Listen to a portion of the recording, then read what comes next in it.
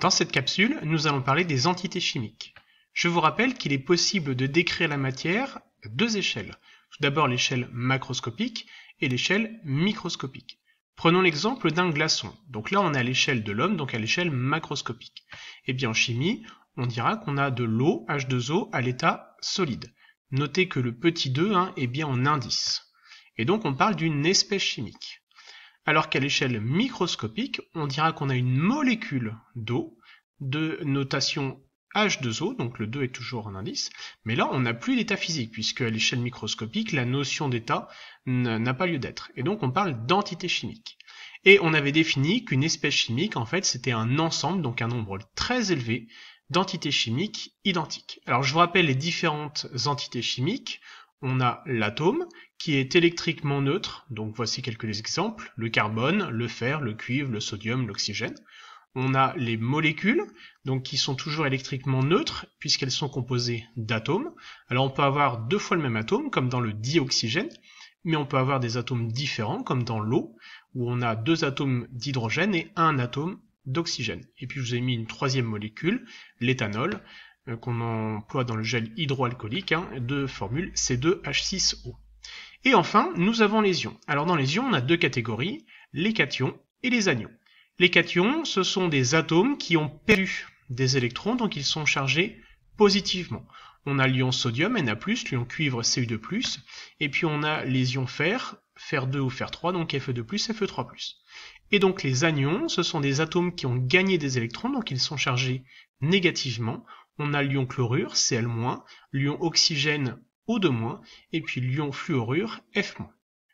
On rappelle qu'à l'échelle macroscopique, la matière est toujours électriquement neutre. Donc quand on a des espèces chimiques atomiques, telles que du carbone solide, du mercure liquide ou de l'hélium gazeux, là il n'y a pas de problème.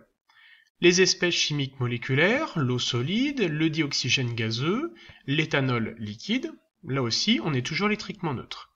Et puis quand on a des espèces chimiques ioniques qui sont composées de cations et d'anions, eh bien il faut faire attention. Donc c'est ce qu'on va détailler dans cette vidéo.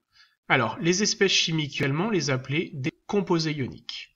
On va prendre l'exemple que vous connaissez tous, c'est le sel de table. Alors à l'échelle microscopique, en fait, il est composé de cations sodium de formule Na+, et d'anions chlorure de formule Cl-. Ce que vous devez savoir, c'est que le nom d'un composé ionique s'écrit toujours sous la forme anion de cation. Donc ici, l'anion c'est le chlorure, et le cation c'est le sodium.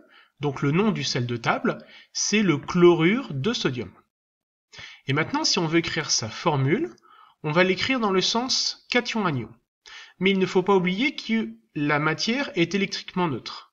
Donc on voit que le cation sodium porte une charge positive et que l'anion chlorure porte une charge négative. Donc il faut autant de cation sodium que d'anion chlorure pour que l'ensemble soit neutre.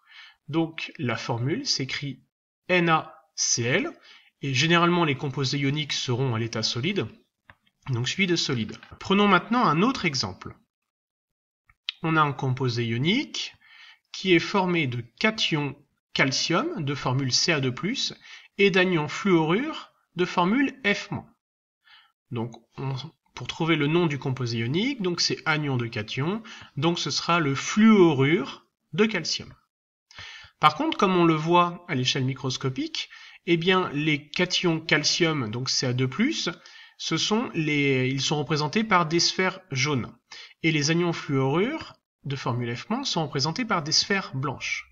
Eh bien pour que l'ensemble soit neutre à l'échelle macroscopique, il nous faut 2 fois plus d'anions fluorure F- que de cations calcium. Donc la formule va s'écrire à l'échelle macroscopique CaF2 avec le 2 en indice, solide. On voit bien qu'il faut 2 fois plus d'anions fluorure que de cations calcium. Donc dans cette capsule, si on devait résumer, eh bien vous devez savoir définir une espèce chimique comme une collection d'un nombre très élevé d'entités chimiques et savoir exploiter l'électroneutralité de la matière pour associer les entités ioniques et savoir déterminer des formules de composés ioniques. Voilà, j'espère que vous avez tout compris et je vous dis à bientôt pour une prochaine capsule.